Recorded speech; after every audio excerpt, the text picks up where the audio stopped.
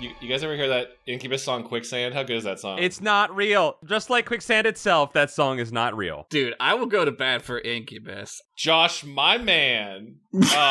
Dude, I got some good memories about Incubus, my man. Me too. They're good. Ozfest, let's go.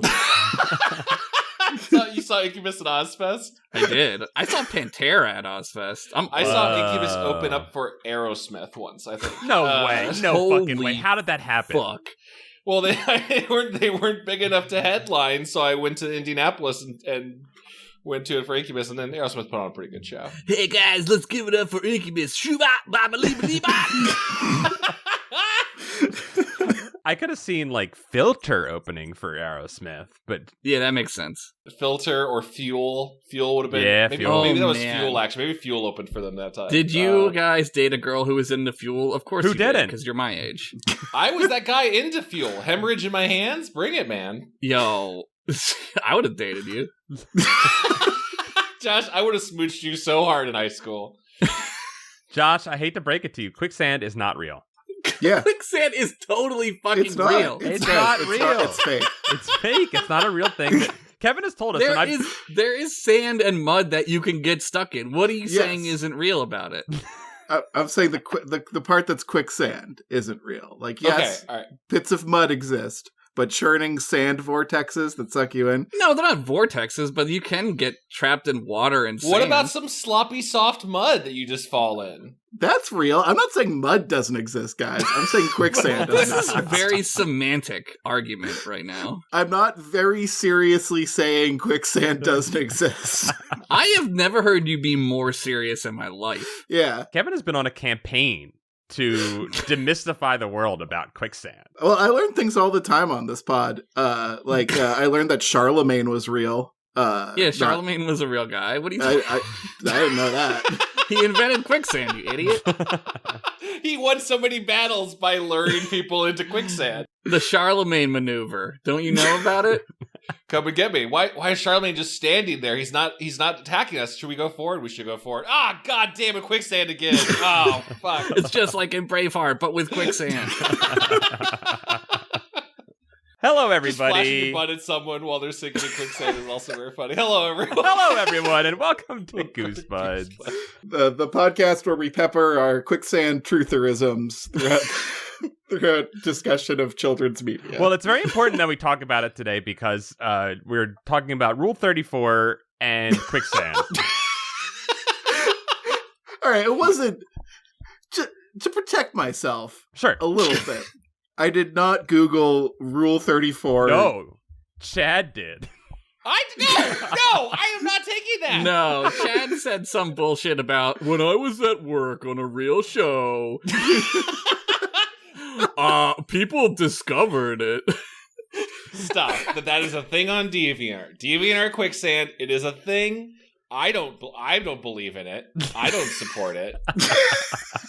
I feel like I'm on like some fucking like Joe Rogan-esque podcast right now about quicksand. Here's my favorite thing. So Chad sent over, and we'll attach this to the podcast. Chad sent over a smattering of quicksand DeviantArt arts. And Okay, I can clarify. It's not that I just had a collection. This is me Googling DeviantArt quicksand and I screenshotted Google image results. it was not something that he put together for us. This was not curated by No, Josh. it says at the top, it says secret Chad quicksand folder, quote unquote, new folder. Don't open. Really, don't open. Third folder deep. Chad Googled Chad's favorite horny sand, and this is what came up. Now, horny sand exists. I'm not saying horny sand doesn't Horny exist. sand is real. I just want to say that there's a bunch of pictures, and the only one where someone does not look upset about the quicksand is the one with Cindy Quicksand slideshow. Cindy is very jacked, and Cindy is strutting across the quicksand. Yeah, she don't get affected by quicksand. Too strong for quicksand. He was fine. It's a GIF, Yeah. too. Holy shit. Oh, it's a GIF? Oh. Maybe things change later on. We just have a screenshot. We'll never know. The thing is that Cindy is like Kevin and does not believe in quicksand, and if you do not believe in quicksand, you cannot be affected by quicksand. The Looney Tune rule. Hello, I'm Paul. I'm Chad. I'm Kevin. And we have a guest with us today. Who? Yeah.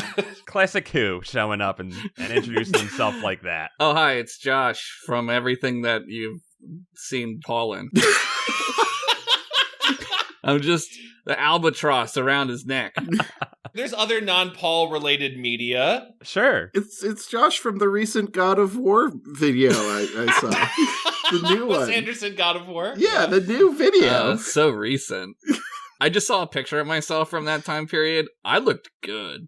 Yeah, dude. You still look good, but you look Yeah, good. you still look good. Man, a quicksand would suck you right up. No. You know, I might let it. If it were real, that is. If it were picnic time, I would let it.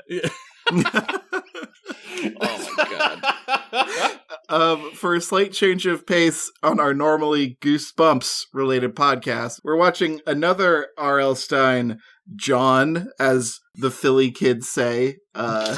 Don't Dude. pander to me. We are covering the first 2 aired episodes of Nick Jr.'s Eureka's Castle. Children's fantasy show, Eureka's Castle. Children's fantasy, filling dead air, Eureka's Castle, written by Jovial Bob Stine as head writer. Dude, did you guys know? I know you guys do a podcast about R.L. Stine, but did you know what his name stands for? Let's hear it. Real life Frankenstein. Wow. Think about it. That's the truest thing I've heard since I learned that quicksand wasn't real. He changed the Frank N from it for showbiz. Well, Yeah. people were like, "You mean Frankenstein's real life monster had him the whole time?" So we had to shorten it. That's a cool fact. Same fucking people who don't believe quicksand's real say that shit. Josh, this is why we had you on the podcast, for bringing your expansive knowledge of all Yeah, of this. I tried to bring something to the table. We usually, because usually we're reading a Goosebumps book, and so I'll usually invite this question anyway. Like, what is your own relationship, Josh, with the works of Mr. Stine? So in 5th grade, my 5th grade teacher was like real horny about reading. Mm-hmm. Mr. Emery, and he was a great teacher. I love Mr. Ethan Emery was your 5th grade teacher? Ethan Embry was my 5th grade teacher. He had to take a sabbatical to be in Vegas Vacation. Is that the guy from Empire Records? Is that who you're talking about? Yeah, I fucking hate that movie. Anyway, so we had to write like a paper a week or whatever about a book we read, right? So Goosebumps was like all over the place at this point. So I read so many Goosebumps. A book a week? Yeah, it sucked, dude. on top of school? Yeah, I had to learn about like George Washington and read a book. It was horrible. Wow. Did any book qualify though? Like, could you read if you could read a Goosebumps, I think you could knock those out in a week. Oh yeah, no, yeah. You could read like any book. And really. that's what you did, is you would do the Goosebumps. So you'd how many Goosebumps books did you read that year, Josh? I probably read 4 or 5. That's a good amount. Yeah, one was about a mummy. I read Bunnicula. Oh, Bunnicula was that's actually a good one. We should have read that. That's a for good today. one. Yeah. Do you remember if you liked them or disliked them, or were you impartial? I thought they were good because I was a dumb idiot. Wow. No, they were good. They were short, so I liked that. They were kind of fun. I don't know. Did it spark a lifelong love affair with reading for you? No, I mean, I do No. like reading, but like the making a kid read a book a week is a surefire way to make them hate reading. Yeah, that was my experience as a child too, where like Yeah. I probably would have liked reading if they had not made me do it so hard. But did you guys not get pizza from it? Because I got pizza for reading, Yeah. and that made me love reading. No, that was a whole different scam. I lived next to a pizzeria for my entire life, so I could just get pizza Look when at I the fucking wanted. King of England over here. I live next to a pizzeria. It was next to the train tracks, and the garage was always collapsed in on itself, and it still is to this day.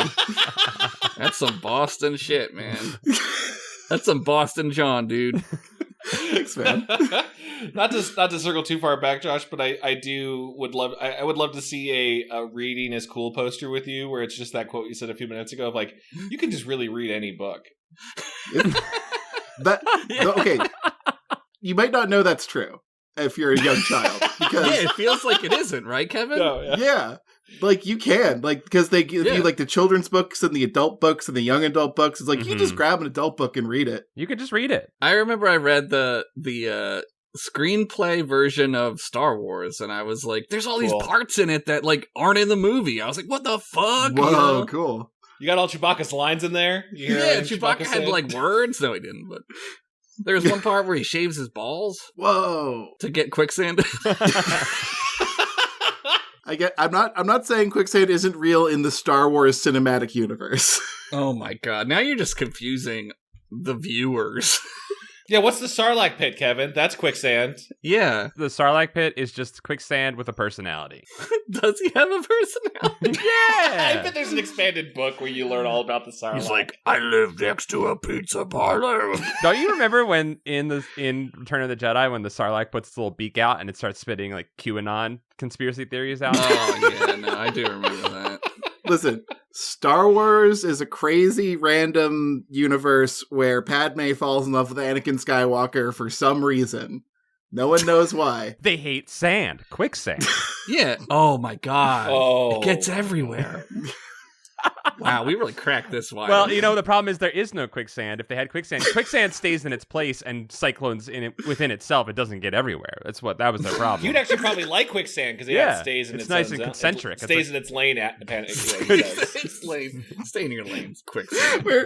I love how quicksand is keeping us from talking about Eureka's castle. Well, there's so much to talk about. Oh my god.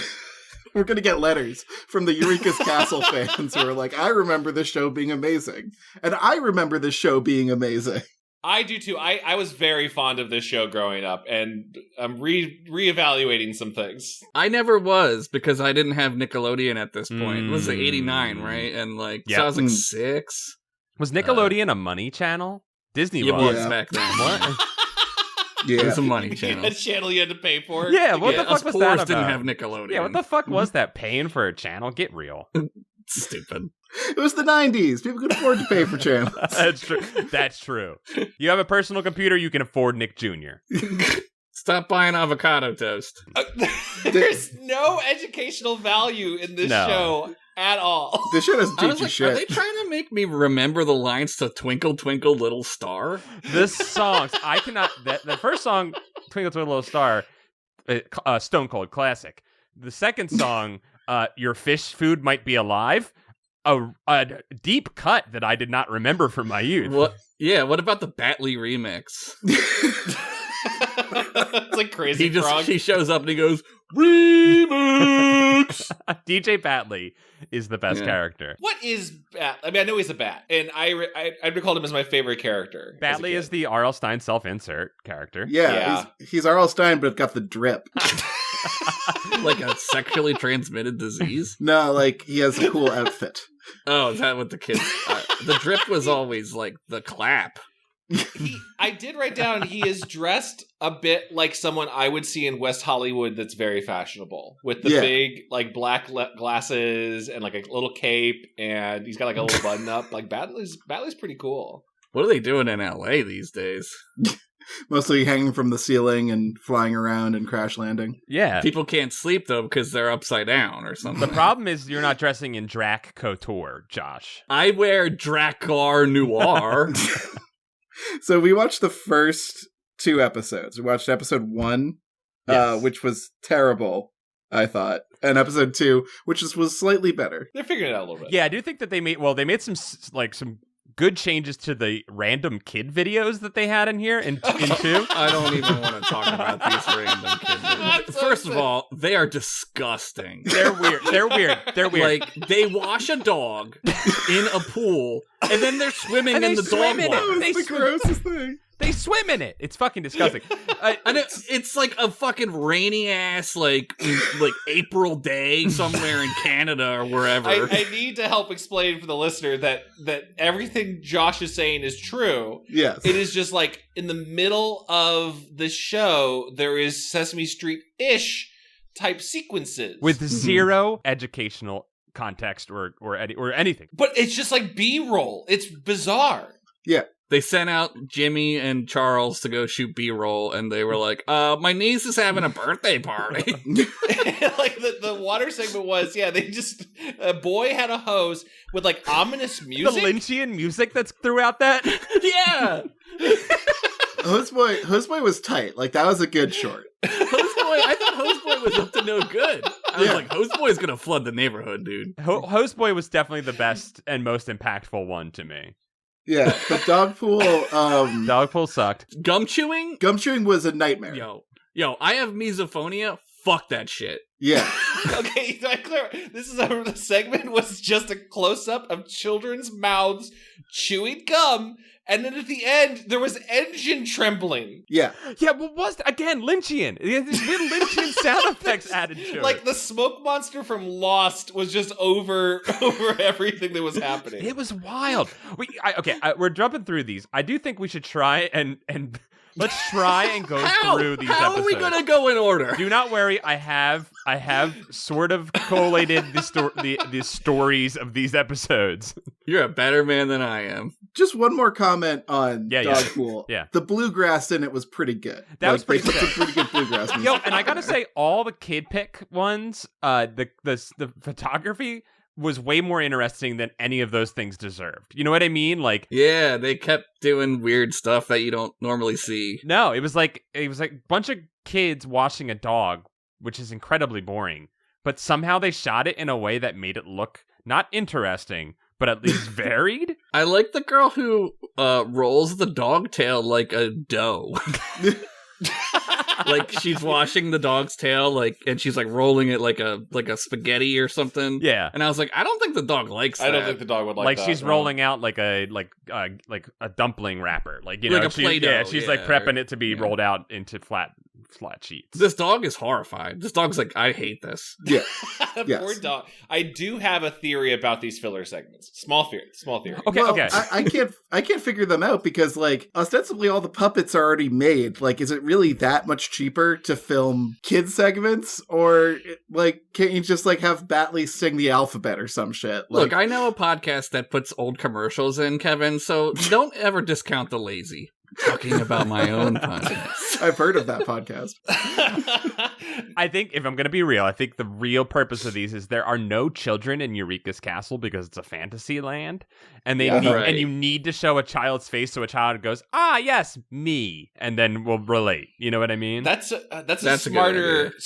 My theory was, and this is me going purely off of just a little bit of data, that when I was doing research on this, because I really wanted to bring Eureeka's castle the hard-hitting critique they deserve, as our podcast always does. Finally. Of course. That Eureeka's castle would feature animated book storytelling sections, and most of the ones that were listed were all European, i.e. easy to get the rights to stories.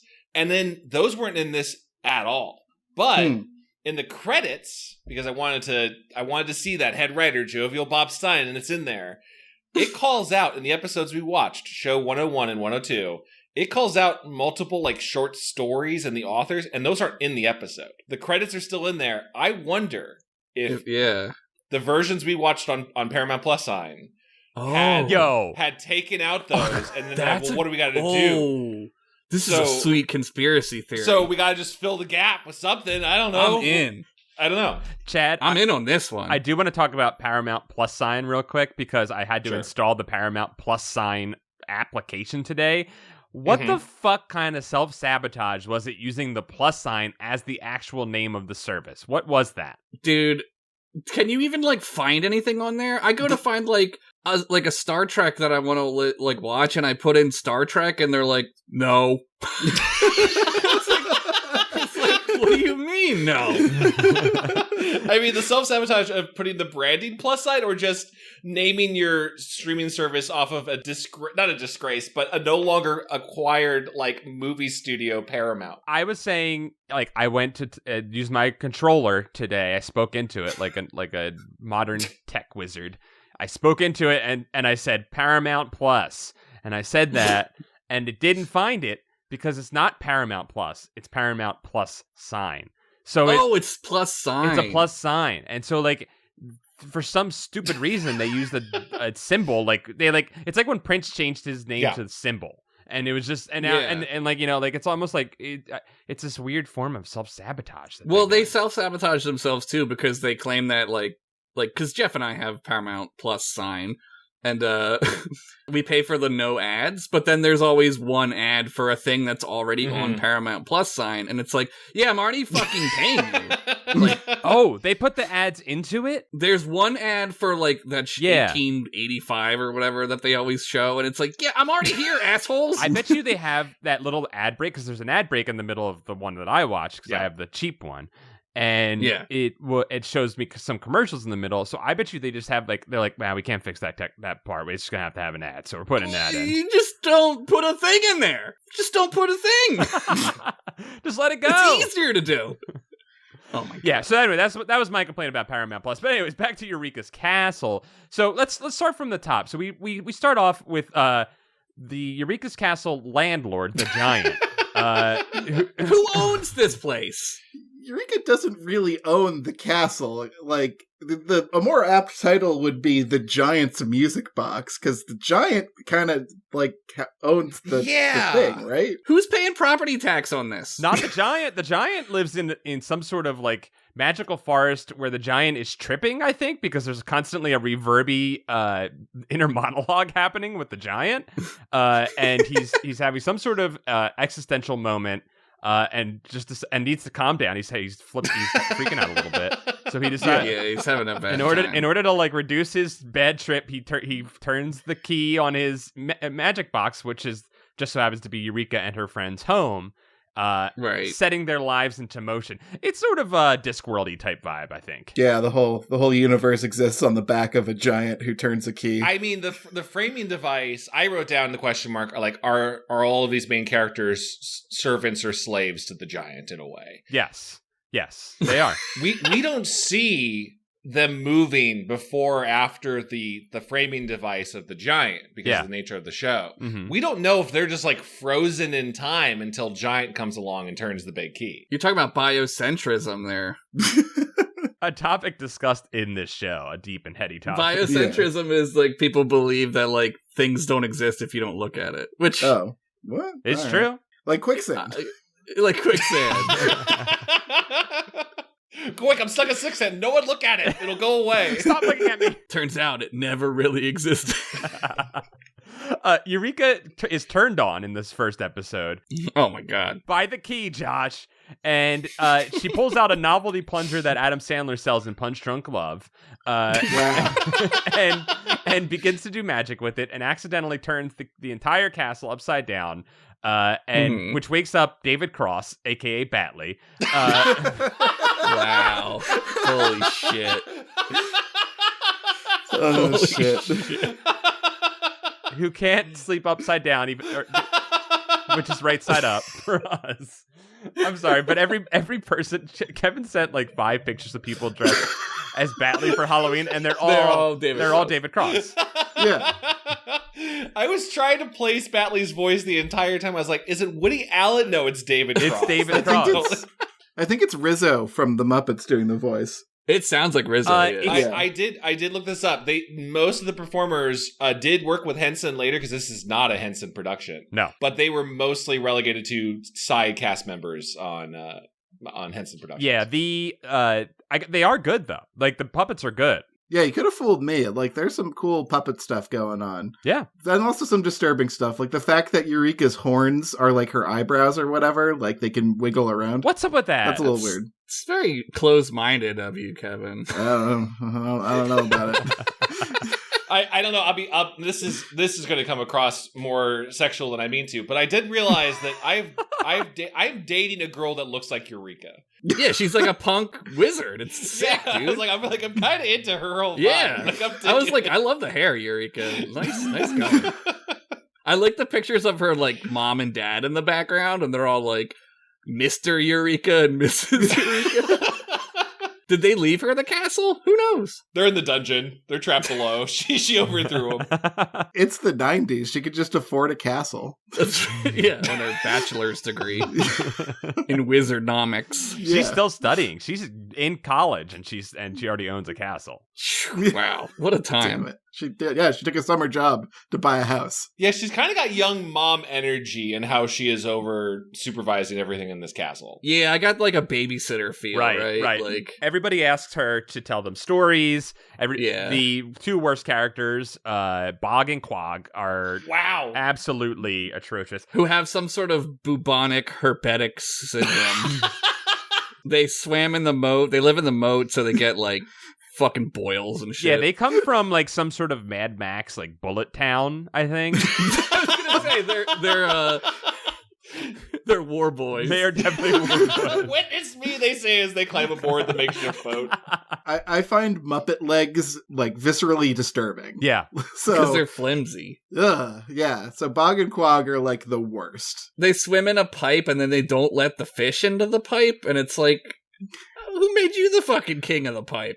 After that fish gave him all those kissies. I know, Bog and Quag.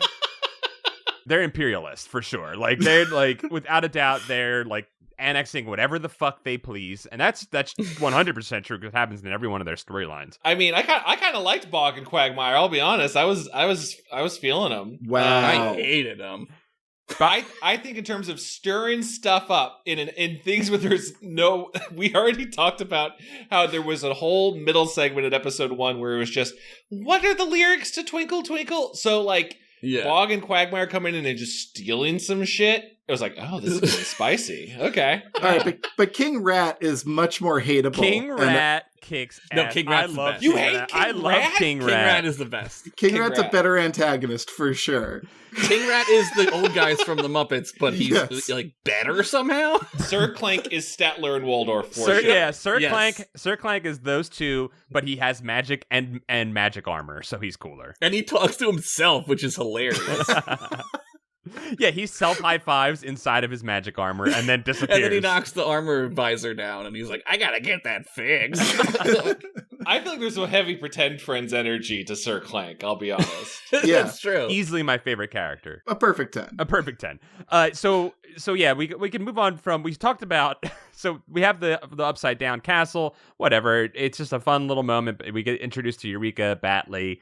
The giant does some weird, like, he squeezes his entire body and somehow creates magic to turn the world back upside down. He blows the world around. Superman wins it. Oh, it was a blow. It was a blow. Okay. Did anyone else feel like they were going insane during just this first bit? Yeah, no, I was like, how long is this show?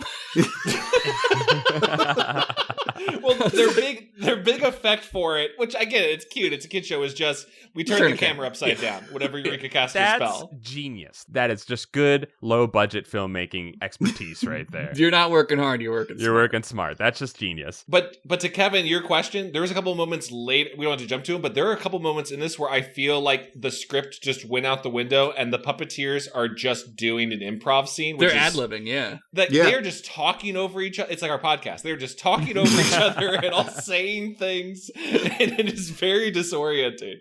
So the flying mouse bit was nice. I thought, was that mouse's name Kate or Cake? I choose to believe it was Kate. I wrote Kate, the reporter mouse. I believe I Kate. thought it was Kate, yeah, with a T. I thought it was Cake, like the food. Cake's a good name for a mouse. Cake the mouse. It's cute, yeah. And it flies off and it's adorable and it's a great little button on that thing. Then we meet Magellan the dragon. And then this was a weird moment where Magellan was hanging out with his pet and Batley had his pet, and they were both two weird creatures. This was the best part of either episode. You think so? I love the fucking spider thing. It's the best. What was the spider thing's name? Webster. Webster is the spider. He's just like... I want a show with Webster. It had big Josh Henderson energy, without a doubt. Fuck yeah.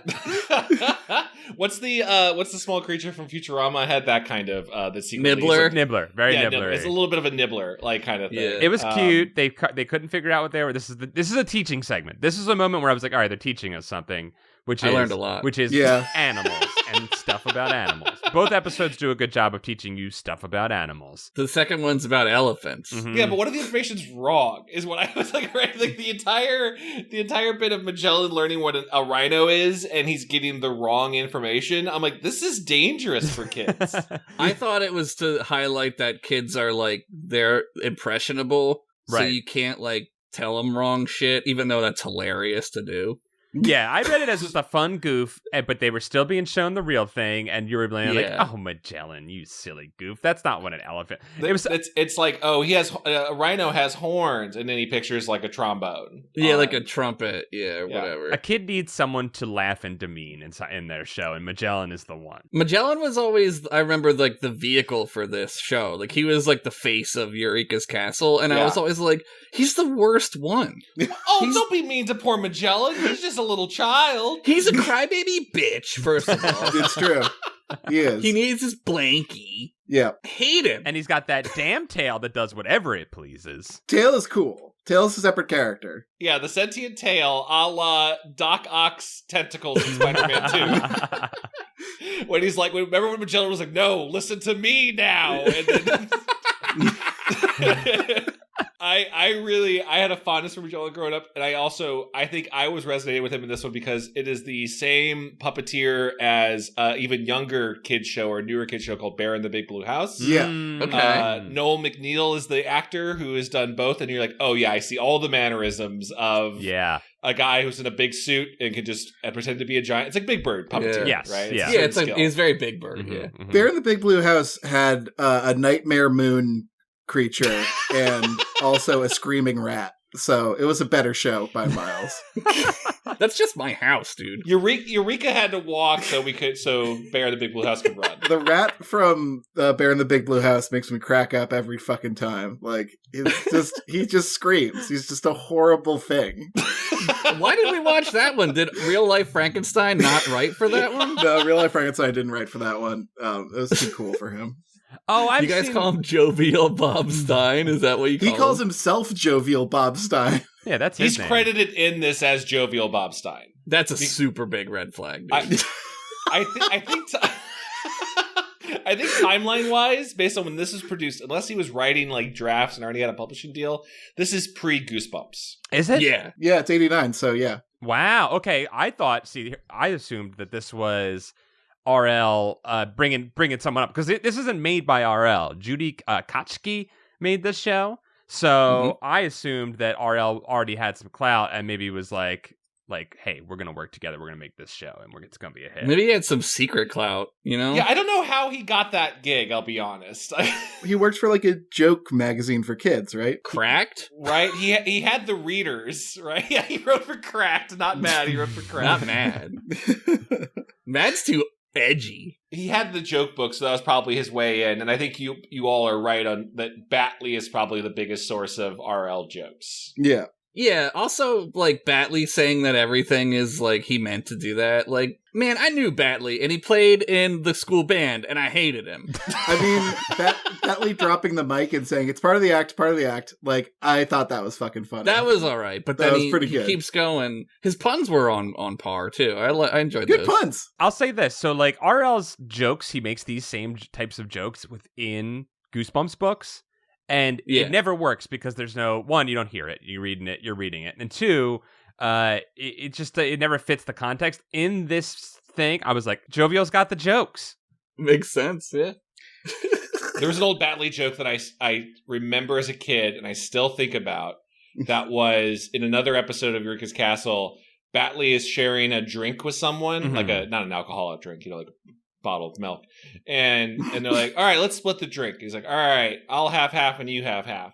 And then Batley starts to drink, and then he drinks the whole bottle, and they're like, Batley, what the fuck? And he's like, well, my half was on the bottom. Yeah, Batley. Dude, scamming. I love a good scam. Oh, Josh is coming around on Batley. You know what? You start out hating him, but you wind up loving him. And I did go through that arc because he stands up for Magellan later on in this show, and it's he great. does, which is a good friend. That is a fine send off to this. Batley advocating violence. The Batley arc in these two episodes is fine. Are we at the rock slurms yet? Can we talk about? Well, so we have the introduction of Magellan and Batley, and they have a little teaching moment, and then we get into Girls Wash Dog, and. Dog in a pool. Be careful how you say that. It's all shot in R.L. Stine's backyard, right? Oh god. You can see RL's hand with the hose just blasting them, just going, this will be good for the TV. Just blasting him. Get off my lawn. Take this dog away from here. Stop washing my pride schnauzer. The rock slurms show up. They're very cool. They give off good Gumby vibes, which is fun. Wow, this guy likes the rock slurms. No, I'm with Kevin on this one. Rock slurms suck. What? It's the most... Here's how you enjoy the rock slurms. Turn on closed caption, and every time they make noise, it says Slurm Babble on the screen. Is this where Slurms Mackenzie comes from? Probably. So the slurms make a noise that's just someone saying do into a MIDI keyboard. Yeah, and it's fucking catchy. It's musical. It's a nightmare. And They're very parasitic, and I don't like that. They sink through the rocks, which is fucking strange. That is strange. They have an advanced culture with where they have buckets and constructed, engineered playgrounds. It's pretty wild. I feel like the buckets came first, and they were like, how do we use these buckets? I don't know. I understand that everyone has to start somewhere with claymation. You got to learn the craft somewhere. But, you don't have to lie on your resume about knowing how to do claymation and then getting the job and making rock slams. This was good stop motion. Nah, there's a few where they fuck up. Chad, I'm with you. Chad. I like that. There's a few where the seesaw goes it skips because they didn't do it right. I saw it. They miss a frame or whatever. Yep. Yep. I thought, Kevin, you were going to come around to these because I was like, oh, this is in the Eureka's Castle fantasy verse. Mm-hmm. These are the equivalent of Magic the Gathering slivers. Okay. If you said dwarves, I would have reached through my microphone and smacked you.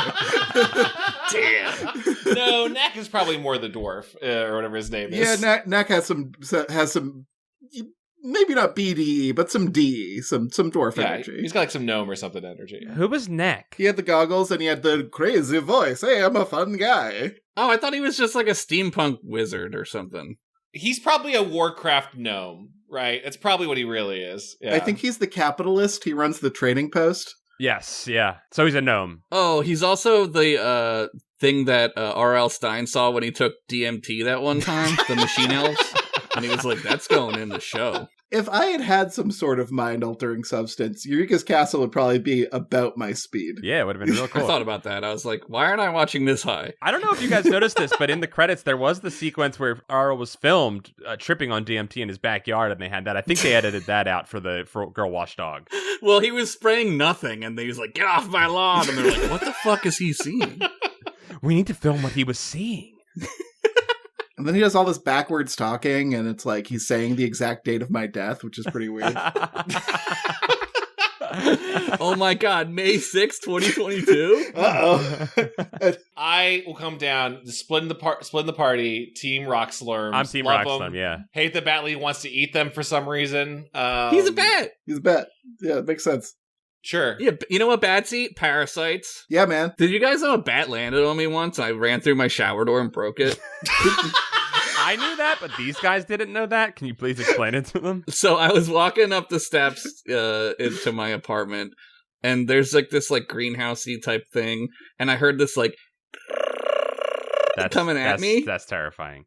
And I was like, what the fuck? And then a bat landed on my back, and I fighted, so I flighted. And then it told you a joke about a yellow object up in a tree and what kind of noise it makes. Yeah, and it was a banana. Oh, okay, so Batley's riddle time. Well, also, Josh, but really quick, so you were outside and then you ran back indoors into your shower? I was walking into my house, so I ran inside. I shut the door on the bat, and it was stuck under the door, and it was crawling, trying to crawl its way out.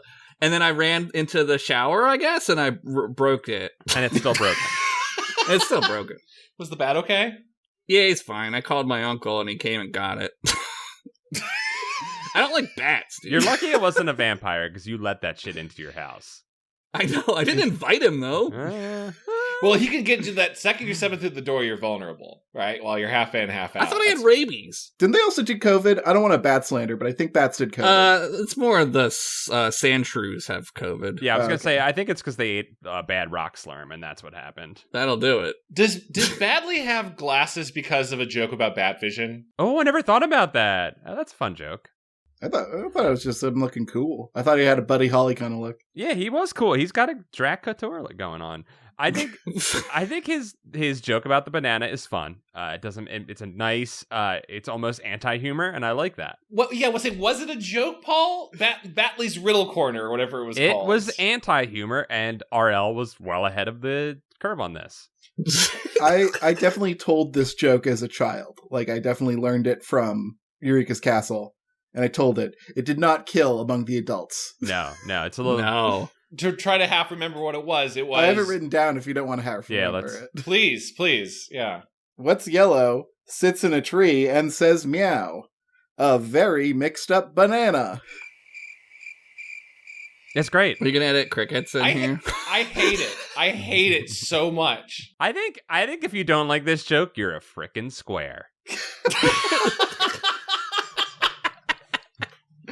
You know what really made the joke hit even better was, before he tells you the punchline, Batley imagines the image before he tells you. He sees the image. Yeah, he sees it. You're like, okay, I guess. Yeah. You just told me the punchline, Batley. It's like Reddit posts where they put the joke's punchline in the head in the title. Yeah. Mm-hmm. That's fun. God. That's just fun. Batley is Reddit. Fuck Batley. I'm back off of Batley. Batley takes us down into the courtyard where we see the mouth pissing fish. And the pissing the fish. mouth pissing fish. There's a statue which this is a moment of brilliant filmmaking. So they made this statue of 3 singing fish, and they get a lot of mileage out of it, and they use this to film up good 5-minute sequences where they can take multiple angles of this statue. Very easy to film, very low effort, and they really use it to great effect. And they had Twinkle Twinkle Little Star, which Knack is trying to teach Magellan to never give up, never surrender, and do your own research. Don't trust the media. Don't trust the media. And they start to sing Twinkle Twinkle Little Star. The fountain sings it for them. Dude, the fish tones are so good. Beautiful voices on the fish tones. I like the fish tones because you can just walk away from them.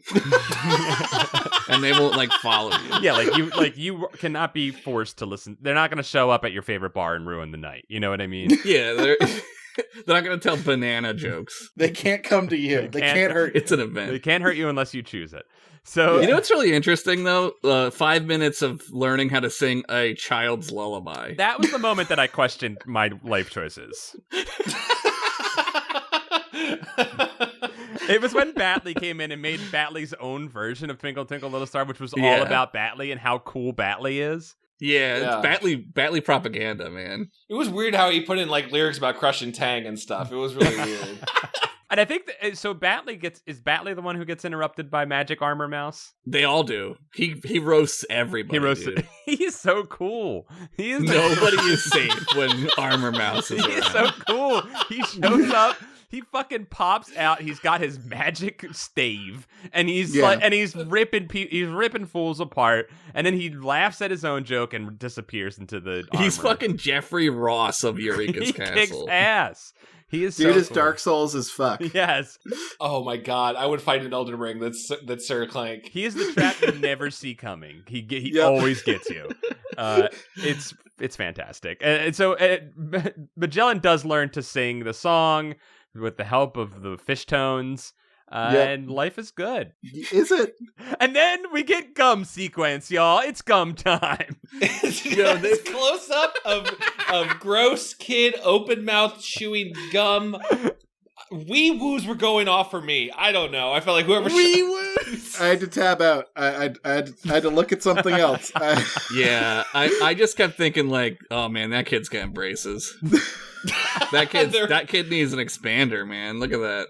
Some of those kids had the perfect 2 dimples in their 4 teeth, and I shouldn't know that about them. No. Yeah, it was pretty disgusting. Also, chewing gum is nasty as fuck. It was the chaw gum too. It was like that big old chunk of gum. It was double bubble. Baby. Yeah, it was double bubble. It was huge. And I need to make sure I didn't just imagine it. The end of the segment, it did just have machine clunking over it. Lynchian noises. They I didn't know what it was, and I forgot about it till you said that, and now I remember, and I don't know why that's in my brain, so stop. It's fucking weird. So I swear to God, Blue Velvet came out, they saw it, and they were like, we're doing that. I wrote in my notes at this point, I want to play video games.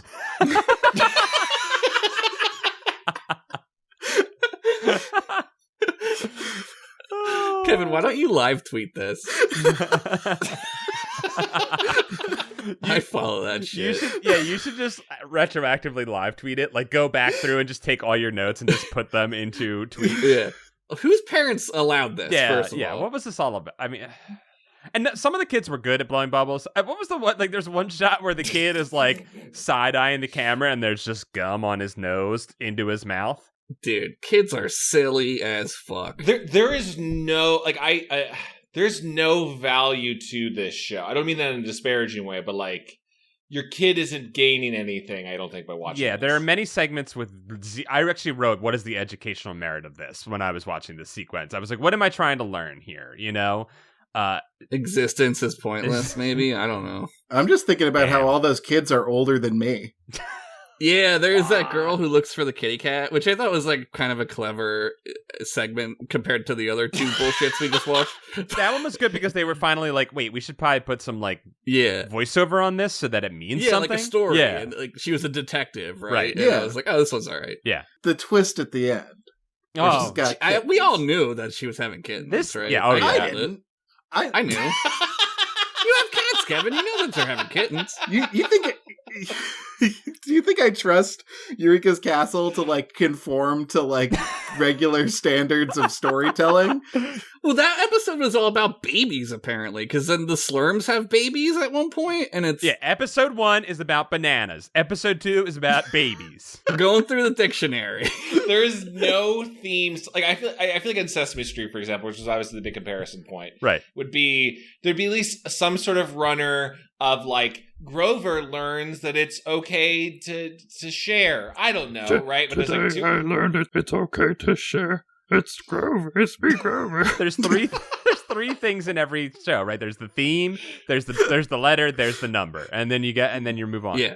And then what does Grover say? He says, I learned that it's okay to believe in quicksand. Thanks, Grover. Grover, don't spread fucking lies. If kids are more careful looking out for quicksand, even if it doesn't exist, no one's hurt. Quicksand can't melt steel beams. Grover, kids trust you. Getting a little YouTube here, Grover. So episode 2. Hold on, we didn't do the best part of episode 1, which is Bog and Quag, Kevin, your favorite terrorists. Oh, come on. This sketch sucks. Which one was this one? I don't even remember this Why? one. It's the one where Bog and Quag convince you not to have kids. Well, I mean... What? I mean, the why. Oh, God. The why. It's the fucking one where This they're is like, horrible. if you have children, aka if you're Eureeka and you have kids, you're going to get a Bog, you're going to get a Quag, and this is what you're going to deal with. You got a dud. You got 2 duds. You got 2 duds. Throw them in the moat. The wrong kid died. It's horrible. This part is horrible. The only redeeming part of it is that she turns the terrorism, the mental terrorism they're doing, back on them and forces them to leave. The fact that she even has to do that, though, is like, no, just lock them. No wonder they're in the fucking basement or wherever they are. Moat. Yeah, they got a moat. They got a cool moat hangout. I gotta imagine as a kid, I was probably like, oh yeah, they got the cool basement hangout. They're like the Rad Rockers. That's why they have fucking sores all over them, because that's where Pee-Pee and Poo-Poo lives. Eureeka, just go to your wand locker, take out your best wand, and then take Bog and Quag out back and do what you gotta do. Reverse gravity on them and send them into the It's okay, Giant. You're my Bog and Quag. I'll do it. They do that little dancing thing that you really hated, Kevin, where you just move their lips around as they fly up into space. That moment had the same energy as those dancing head swapping creatures in Labyrinth. You know what I'm talking about? Oh yeah, it had that same energy, and I was like, I do not want this. I want to, like in that movie, I want to fast forward through this segment. Fast forward. We're showing our age. Hey, you know what was cool in that ending sequence was the rat that eats spaghetti. That was dope. The fucking picnic time, the best part of the show when all of us perked up was when picnic time began. And then the fucking box appears and the credits come up and we get I was so confused. I was like, oh, we're getting another segment. Okay. And then like the credits are rolling and I was like, wait, we're ending on picnic time? Yeah, picnic time is the wrap up, right? Yeah, right. Barney would have the like, whatever, let's sing a song about how we love each other. I love you, you love me. Yeah. But it is... My logic for this is that this probably aired in the morning, like 10 a.m. Oh. And so picnic time is this like way to end the episode of like, you kid, well, it's time for you to go get lunch. Like lunchtime. Or brunch, if you got hipster parents. Yep. Or 11sies if you got Hobbit parents. This is the little aperitif for the child, I guess, right? Yeah. It's the most fun segment of the whole thing. The music rocks. Peter Lorre, I think is the name of the composer, who did the Gullah Gullah Island theme. Oh, pretty good. That's a big get. They got a good guy. Hot hit Gullah Gullah Island. I gotta imagine, I think the same crew carried over to Gullah Gullah, which makes a lot of sense. Oh, okay, yeah. Yeah, they probably had they were like, hey, Peter, can you make a song for this new show? And he's like, yeah. He was also the inspiration for Webster. Peter Lorre, yeah, I'm looking at his credits. Eureka's Castle, Magic School Bus, Bear in the Big Blue House. Oh, this guy's crushing it. Hot hit. Magic School Bus is sick, man. Mm-hmm. And the theme song? That's a Peter Lorre banger. Well-crafted banger.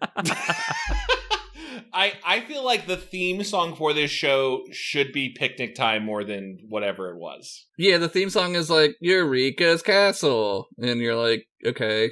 I like the theme song. I think both songs are great. I think Picnic Time, the only problem is that it makes me sad that it's being covered up by the credits and I don't get to see it in its full glory. Paul, it makes you sad in a profound way because it implies that these characters have a life outside of what we see on the show. Mm-hmm. They're off doing... Their story doesn't end. They just go off to picnic time, and we're left out of picnic time. We don't actually get to participate. We have FOMO. Kevin said, this show shares a lot in common with the ending of The Sopranos, and that is what horrifies and makes us sad about it. What are the big contributions? The Picnic Time, I think, is interesting because you get to watch it in both episodes. Yeah. I love Peanut Butter Mouse that pops out of the peanut butter jar. Great moment. Peanut Butter Mouse, yeah. Yep. Bog and Quagmire keeping it real, bring all their jars of peanut butter. Mm-hmm. Chad loved that. Yep. Badly, his jar of piss that he falls over and drops. He drops his piss jar. Right, he says it's a big hit, and then he falls. He goes, I was right.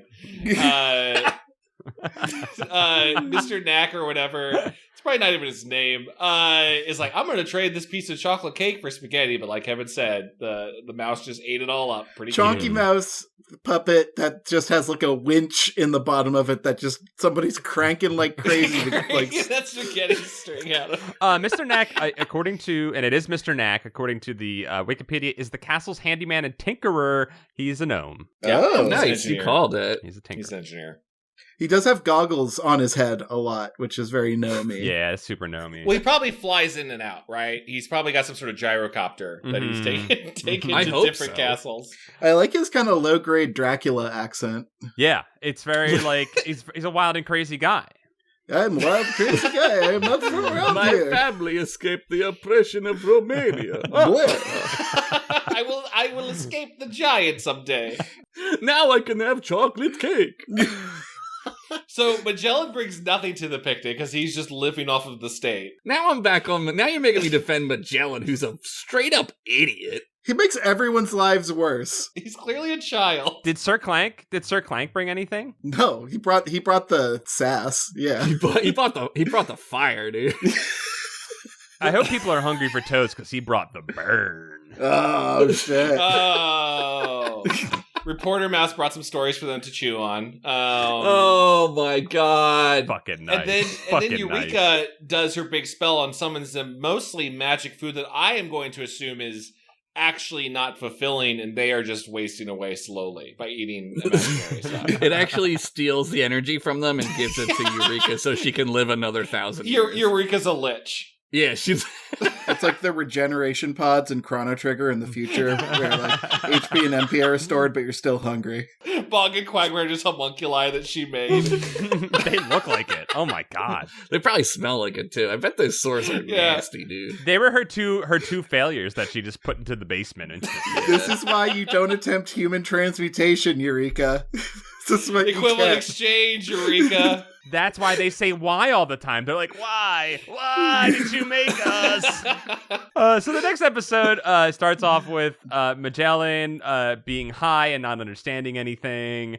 And I like that Eureeka keeps her potion stuff in McCormick spice shakers. Yo, the red... I was like, those are McCormick spices. Yo, those are McCormick sprinkle containers without a doubt. Like, those were just sprinkle containers. Yo, shout out to McCormick, longtime supporter of the podcast. Dude, some fucking, like, stagehand was like, oh god, we need more, like, potion bottles. Let's raid the fucking studio kitchen.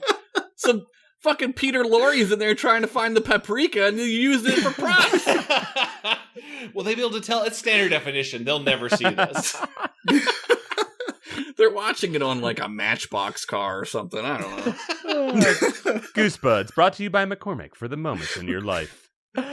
She's trying to make a potion, and then we did the whole bit where Magellan doesn't understand what animals look like. Bug and Quag do a freak ballet where they're horrible and everyone hates them. Oh, they dance. God. That's the one with the green screen sticks. Yes. So you can tell when the sticks get in the green because they're painted green. That's the labyrinth green screen energy, which is just... Do you think RL wrote that part? Do you think he wrote like 5 pages of, and then Bog twitters their legs, and then Quagmire jukes to the left? I don't like people twittering their legs. That's not... When did we get to the part where Hoseboy, that kid twerks on top of the sprinkler? When did we talk about that? We're coming in on it. Don't worry, Josh. We'll get there soon. I'm big into Hoseboy. Well, we already talked about Cat Girl. When Cat Girl said my cat doesn't show up for the milk and food anymore, I thought 2 things, Kevin. I thought, like you, the cat was dead. Or the cat is having babies. I thought babies. I was like, there's no way, even on this hellish trip of a show, we're gonna see a dead cat. No. I'm pretty sure you're not supposed to give your cat milk. Well, this is 1989, Kevin. My parents, as you may be aware, gave birth to a redheaded child and let him run around in the sun all day. So, so anything goes. I was the fucking girl with the swimsuit and the dog pulling it down, except for a tan. It was pure sun poisoning. Learning to care for your redheaded child had not yet been authored. I mean, my parents were brown heads, and, like, you're not supposed to go out in the sun without sunscreen either, so I don't know. I thought the not to reflect too much on the live action girl just looks for a cat segment. I thought the whole thing was shot kind of like a horror. I thought it was interesting that a lot of it was not shot at child height. It was shot like at standing adult height, looking down on the child. Dad who shot this is just following her, going like, "Find the cat. I hid the cat." Yeah, pretend you can't find the cat, and she's like, "I want to go outside and be a child. I don't want to end up like the Olsen twins." But like she goes down the basement steps, right? And it's like it's a nice house, but it's also one of those like clearly like this was grandma's house, and we've just inherited. Yeah, that's a very like New England ass house. It was an old house, and then she goes into the basement full of stuff. They did not clean up for this segment. No. Oh, they didn't clean anything. You look at the bathroom and they got the rug on the toilet and you're like, oh, there's piss on that. I thought this was really strange. There's a pair of loafers by the tub, which is disgusting to me. There's fucking mushrooms growing on that shit. But down in the basement, there's like a fake out or something where the first thing the girl sees is a chair with a hammer and a tiki mask. Yeah. And the tiki god says, "Are you looking for your cat, little girl?" Beware the temple guardians. Then it crossed over and it became Olmec. I've been fine with that.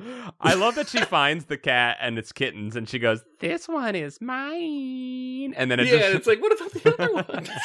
I'm gonna name you a ham bone. Ham bone. The kittens are like clearly like a month old. Yeah.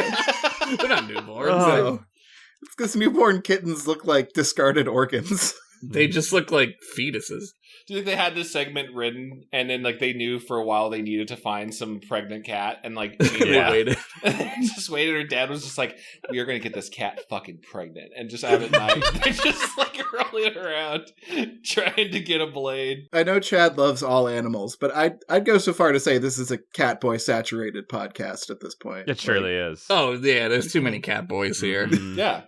Yeah, this one was definitely targeted at our hearts. We were gonna love this no matter what. This is why this episode's better, because there's kittens in it and fucking hose boy. And we'll get the hose boy. The fish song, the fucking fish song rocked. What was the fish song? I don't remember. It's in like a restaurant, and there's the fish tones are there, and they're the night's entertainment, because I guess they can be wheeled to a restaurant to ruin things for people. Well, they just put up a disco light in front of that part of the prop. Oh, it's like a doo-wop song, yes, right? it's like a 50s rock doo-wop song. And it was like Goodfellas, the scene with the long shot. And I need it's the Boca scene. I had to write down these lyrics. Are you ready for this? Please. Oh, fuck yeah. This is the best. This is the pinnacle of the song. Because up until this point, they're just singing about, I don't even remember what they were singing about, but this caught my attention. This really drew me out of my stupor. If you folks all think of fish as just something in a dish, you're in for a surprise. While sitting with your dinner trays, you hear your little fish fillets sweetly start to harmonize. So, wow. What are we trying to learn here? Is that your fish might pescatarians are murderers? That they might still be alive or something. That's horrifying. It was really terrifying, and I wasn't sure again what we were supposed to be learning in this. I guess that fish have feelings too. I don't know if the fish stones really have a horse in this race, because they're clearly sculpted of stone. Yeah, they're not real. Then the song does turn, and then it just becomes really abstract at that point. I didn't write down these lyrics, but it becomes incredibly abstract, and they sing something about finding a wishbone and snapping it and wishing for more stones, I guess, so that they... Yeah, they're talking about wishbones, and I was like, are they talking about the PBS show Wishbones? I wish we were watching Wishbone. Maybe they wanted more stones so they could build mass and gain strength. That's what I think. It was to accumulate mass, yeah. Or maybe they want to build mates. We want someone to love, to kiss. To love. And then their song ends, and then we get a great sequence of Batley doing stand-up. Or was Batley stand-up before or after the song? I can't remember. It was like during the after. song. It was after, right? And then he gets booed off the stage, even though he's spitting hot fire. And yeah, Batley's like the old like Jewish comedian who does like the round, like the warm up of the doo-wop band, right? Yeah. It's very like 50s. Yeah. I think the best Batley pun was the fish stones work for scale. That was incredible. Oh, incredible. I didn't catch that one. That's good. And incredible. The I'll clam up one got me. I was like, fuck, he brought in clams. That's a mollusk. This guy's on another level. This is like so many levels. Oh god. So yeah, they do that, and then we see Bog being tortured by a fish, which is great again, because anytime that Bog is suffering, I'm happy. They put him in the Iron Maiden. Yeah, they put him in the Iron Maiden. Iron Maiden, excellent. Excellent. Came out this year, same year. I also came out this year. This was the year of my birth. This is the year of your birth. Oh my god. I was born in '89, baby. Oh, Kevin's birthday. Just made the cut. Yeah, I'm cool. I'm not like those other millennials. We'll skip over the slurm worms because I don't want to hear more. Well, they're about my swinging voice. on swing sets now, and this is when the seesaw it's wrong. I love it because it shows that they're advancing as a civilization, and I'm into seeing what's happening with the rock slurms. And they still slurm babble throughout it, so it's cool. Yeah, it's like scat singing. And then we get Hose Boy. Hose Boy. Finally, we're talking about Hose Boy. Holy shit. Hose Boy's great because it starts with dark music playing over a boy running around turning every hose in the every hose turning on. every hose on. You're like, what is this boy do? What is he kicks at the dry dirt, so you know he hates dirt. Like, oh, dry. If Hose Boy was like in my grandparents' neighborhood growing up, they would have called his parents. They'd have been like, Hose Boy is here again, and he's turning on our hose, and stop. Hose Boy hates still dirt. He loves moving dirt, aka quicksand. Quicksand. Shit. All right. Quicksand may exist in the Hose Boy cinematic universe. But it's not real. It can't hurt you. I mean, did you see the lawn after Hose Boy's segment? It's pretty fucking flooded. He fucked up that yard. It was eroded for sure. Yeah, there's gonna be like caskets coming up out of that ground. It looked like Woodstock 99 after they were done. But again, no lesson from that segment. Kids like water, I guess. Kids like water. Yeah, but Hoseboy's friend twerks on top of the sprinkler because you know why. That's just how Hoseboy friend do. And they kept it in. They kept that in. Look, they only had so much footage from the day, okay? They had to use it all. There's like one shot of like a little girl just staring at the water. I'm like, you didn't need to put that in there. Probably she was like, I'm done being wet and cold. I don't want to do this I anymore. love it because it's weird. There's these weird Lynchian vibes for the whole beginning part. You're like, what the fuck is happening? And then it's just like, do-da-do-do, da-da-dee-da-dee-da-do-do, and the kids are just having a Hoseboy is a fun terrorist. Yes. He's plotting, but for the good of his fellow kids. Oh yeah, by the way, Kevin, before we start recording, you called Bog and Quagmire terrorists. I want you to elaborate. I did call Bog and Quagmire terrorists. I don't understand why, Chad, you insist on using Quagmire's full name. Because of out of respect? He's not on a first name basis. Yeah. His dad is Quagmire. Call me Quag. B and Q if you really want to be short with it, I guess. I do, because I don't want to spend a whole lot of time on Damn. I don't like saying Quagmire because it makes me think of a rack.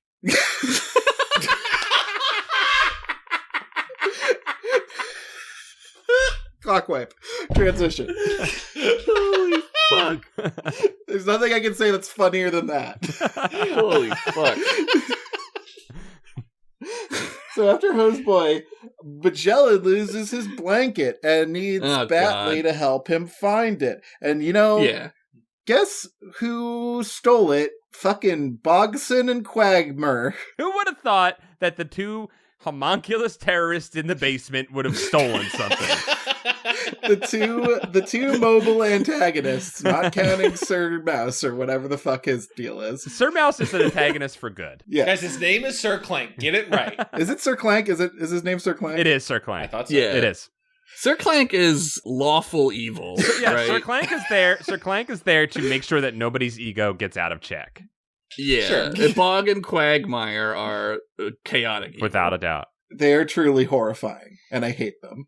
So they stole Magellan's blanket They're using it as a sail. as a sail because finders keepers, as they say over and over again, which makes it true. The amount of dickhead kids Bog and Quag enabled. Oh my god! Is- Oh my god! This is the closest to a lesson, though, in both of these episodes. It is is. at Right. least Magellan, because Batley stands up and he's like, "No, Magellan, no."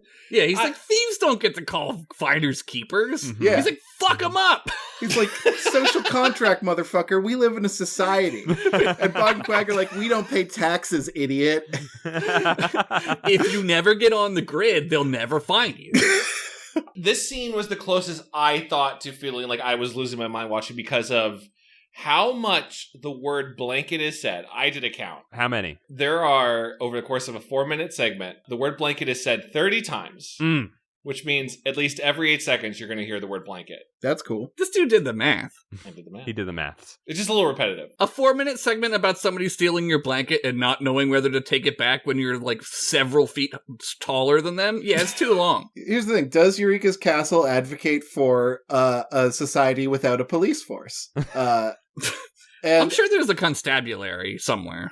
I mean, I think maybe, yeah, they're every citizen relies on each other to like correct injustices in the system in Eureka's Castle. Eureka's Castle is a serf feudal society. Well, I was going to say that the Deus Ex landlord, the giant, shows up to nullify this, right? Or does Magellan blow them away? I think it's the giant. Magellan starts to sneeze and he blows them away. I thought it was the giant that showed up because I heard the giant blows things away. But you're right. It's like the butterfly effect. I think it's interesting that you all are asking this question because I did write in my notes in this review. Has Eureka's Castle ever known war? Yeah, castles aren't like structures of peace, right? They're like They're like defensive and They have a moat, so therefore they must be worried about invasion. Well, I'd argue that maybe the castle knew war, but Eureeka does not. Maybe that's where her parents went, you know? Yeah, maybe we're in like a post-war castle type thing where it's been reclaimed for art and expression or something like that. Like a Baroque period. We're in the Baroque period. We're in such a fucking Baroque period, my guy. It's so Baroque am I right? Nice. The system's pretty Baroque. I got too much Batley in me. He landed on me and I ran through the shower. Josh, what did you think of Eureka's castle? Having like, I think I missed Eureka's castle the first time around. I was a little too old once I got Nickelodeon to like it. So, I loved it. I'm gonna watch more tonight. I think for like a Sesame Street style show, it's pretty good actually. They did a pretty good job. It is pretty good. I like that it wasn't so preachy. I always thought Sesame Street was preachy. Talk about sharing and progressive ideas. Socialism, Chad. This one's like, if someone takes your stuff, light their asses up. This is your stuff. If Sesame Street was made in New York and is supposed to be a New York vibe, this is a Philadelphia show. I like what Eureka's castle suggests as far as like a world where like society is fractured, giants roam the plains and forests, and clockwork beings are brought to life inside of a castle to speak to us about and sing songs about fish sticks. Yeah, there are bats that look like my ex-girlfriend's new boyfriend. Like, the truth comes out. That's why he hates bats. He's just got that vibe. Batley shows up next episode. Hey, every guys, it's my younger girlfriend. Fucking Batley. If you're watching this, Kevin, fuck you. Shit. I think that's the podcast. I don't know. Yeah, Josh, where can people find you? You can find me wherever Paul does stuff normally. I do a show called Continue. I do a show called a podcast called M Class Podcast where we talk about Star Trek. What else? Pretend Friends, I'm on that. I'll be outside later begging for money. Neat. With my trusty wand and cup. Josh, have you guys covered Prodigy yet?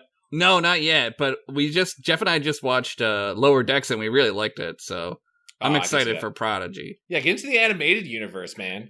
For real. Yeah. Also, what's your social media handles, Josh, if you want people to... And your social security number, too.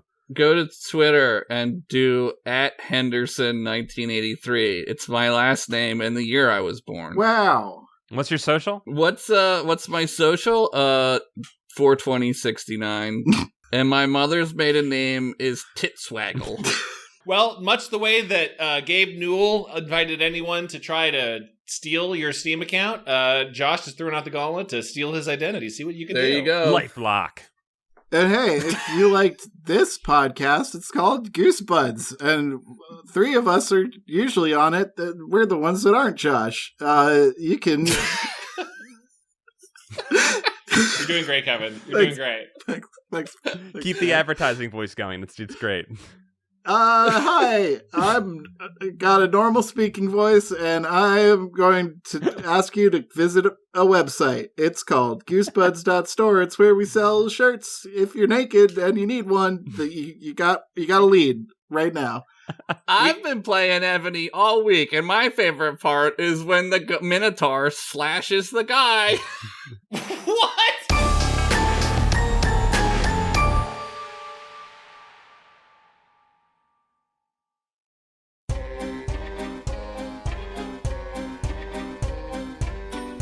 Chad, do you want to talk us in? Because I can never remember how to do it. All right, I'll start with Stefan.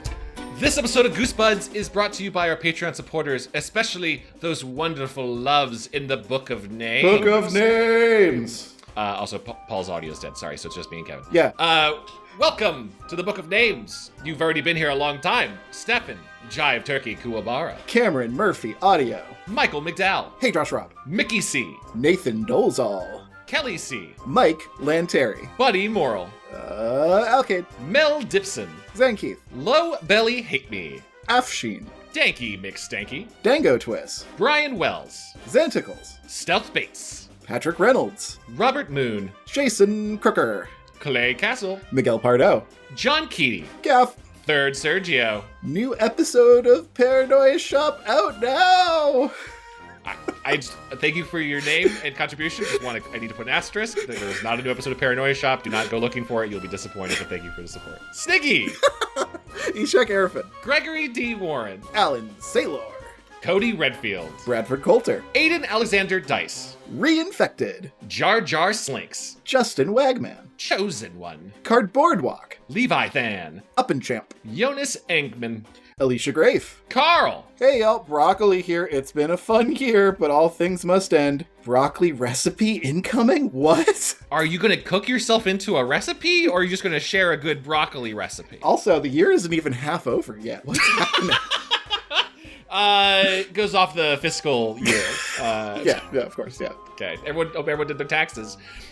Doctor, the John D. and Catherine T. MacArthur Foundation, congratulations on your doctorate. Hell yeah. Elusive Koala. Yanni Markovina. Joe. Brooke X. Bezos Christo, aka Jesus Christ. Christian Van Skeever. Drew Applegate. Jeremy Love. Brian Hobgood. Zach Connor. Patreon_donator, yo. Joe Spooky Digital Ghost. Tierney. Trent Davis. Tom Whittam. Jonas Blatterman.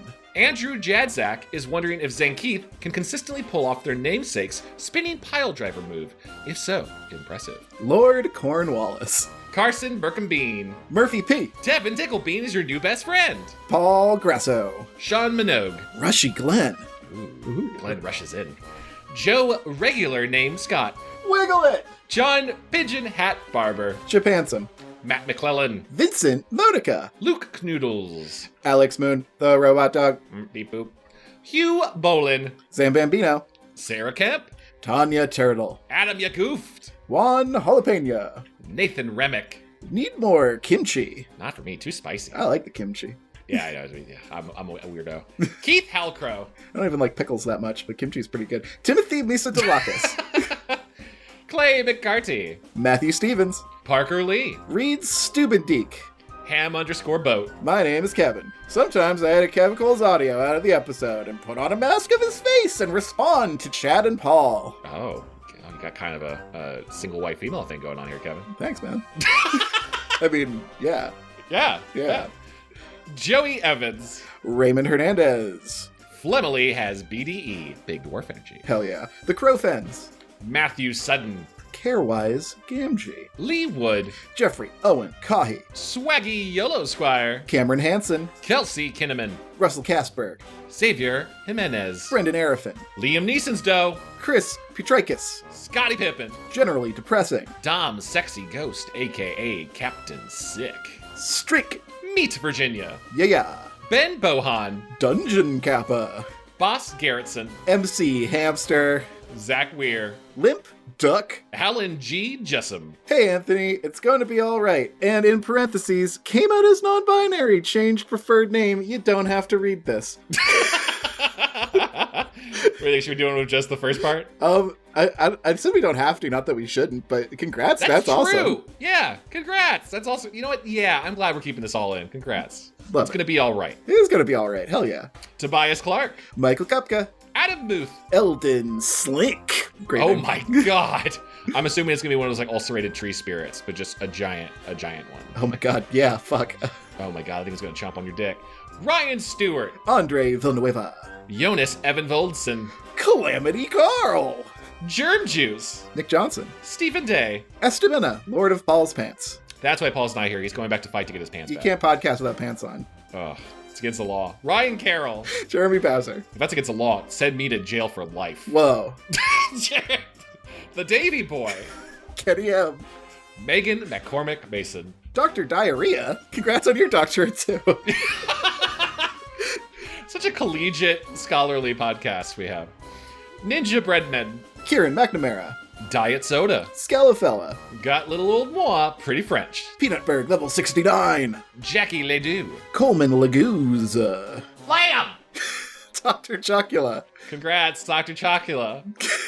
I bet Booberry is like a nurse, which is not a negative thing. I just bet they like work together. Yeah, Booberry does a lot of work, I feel. Booberry feels like it's more important to just like be up in front and dealing with the patients day to day. Fruit Brood's like an orderly, I guess. Jimmy Soul. Pair of Scots.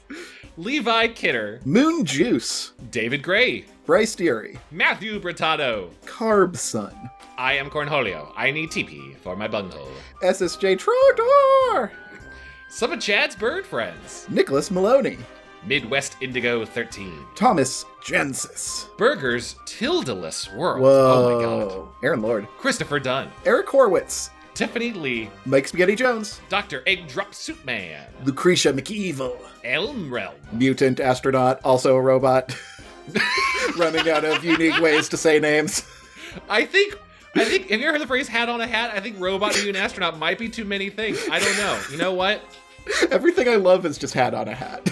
That's true. Yeah, you know, I used to get that note in writer's room sometimes, like, you ever seen someone wearing multiple hats? It's hilarious. I think that's a... Please, put another hat on. It's funny. I think that's a very popular fantasy fiction character as well. It's just a skeleton wearing a lot of hats, so... I don't know, hat on a hat might be actually be good. I don't know. You an astronaut, you do yourself, whether you're robotic or made of flesh. Either one. Reed Demption. Henry Torbert. Adam Knapp. Chris. David Lynch, XXX, Brendan Fraser, 666. Logan Derby. Brad Schmelzer. Chick. Milk Punk. Skullatorin. Soggy Newspapers. Wagmar. Wigmere. Dakota Kemp. John W. Mr. Misfire. Mandy Nasty. Llama Lad. 976-Evil. Oh, what's the area code? Philip Reynolds. Kibio Flurv. Serial Killer X. Detroit Red. Nathan Gurney. R.R. Davis Crafts Reanimator. Oh. Wait. Oh. R.R. Davis Crafts Reanimator? No. Yeah, I think so. I think that's correct, but you let us know. I think it's a play on H.P. Lovecraft's Herbert West Reanimator. But I don't know. I would concur. Wow, that's brave of you. Scott Wable. Kit Bush. Rocco. Benjamin Luther. Josh Howell. That's Dr. Mr. Unimportant to you. Another doctor. God, this is just becoming a collegiate school of doctors. Edgar Crassus. Allie Safe. Also, by the way, we don't look down at any of y'all if you don't have a doctorate. We don't have doctorates. I don't have doctorates. Liam Rogers. I just think doctors are cool. Yeah. Evan Bowen. Girthworm Jim. Dennis Wright. Jacob Rogers. Zach Bentley. Cameron Ganseveld. Vosivi. Matt Scepter. Greg Gervasi, a.k.a. Vitizen. Oh yeah. Dakota Kipper. Greg Musto. Paul's proper prolific peener. Huh, we'll have to tell him. Well, he already knows it's prolific. Well, it's always nice to be recognized. Yeah, that's true. Anthony Rodriguez. B. Anne-Marie. Carlsville, except the pig girl, sold all of the lemonade intentionally. Makes you think. Odin's _ eyehole, MD. Oh my god, it's getting out of hand. Taraku. www.givecandy... It's your own name. It's your own website. Shit, you're right. www.givekevinmoney.com, because monkey food doesn't pay for itself. It's true. Last month I was given so many monkeys, and now I'm in debt. Even more so than I usually really feed monkeys. Sometimes you gotta feed them other monkeys, because that... Oh my god. Well, it's got everything a growing monkey needs, so... Yeah. They covered that in War of the Planet of the Apes. And welcome to the Book of Names. Hi, first time, long time.